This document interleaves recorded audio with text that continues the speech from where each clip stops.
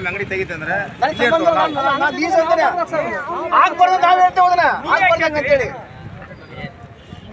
ಅವ್ರೇನು ನೋಟಿಸ್ ಕೊಟ್ಟು ತೆಗೆದ್ರು ಅಂದ್ರೆ ಮುಂದೆ ಗೊತ್ತಾಕೈತೆ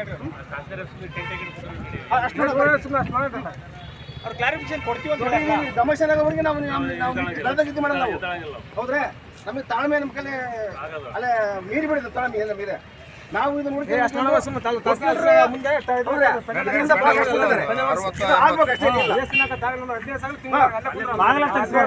ಎಲ್ಲಿ ತನಕ ಸಮಾಧಾನ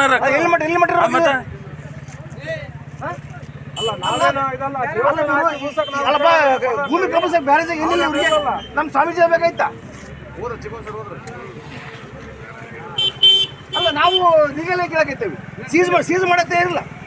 ಕ್ರಿಮಿನಲ್ ಕೇಸ್ ಮಾಡಕ್ಕೆ ಇರಲ್ಲ ಸುಮೂಟ ಮಾಡ್ಬೋದು ಅವ್ರ ಮ್ಯಾಗ ಯಾಕೆ ಅಡ್ಡಿ ಮಾಡ್ತೀರಂತ ಕಮಿಷನ್ ಆರ್ಡರ್ ಬಂದ್ರು ಮತ್ತೆ ಅವ್ರ ಪರವಾಗಿ ಅದ್ರಂದ್ರೆ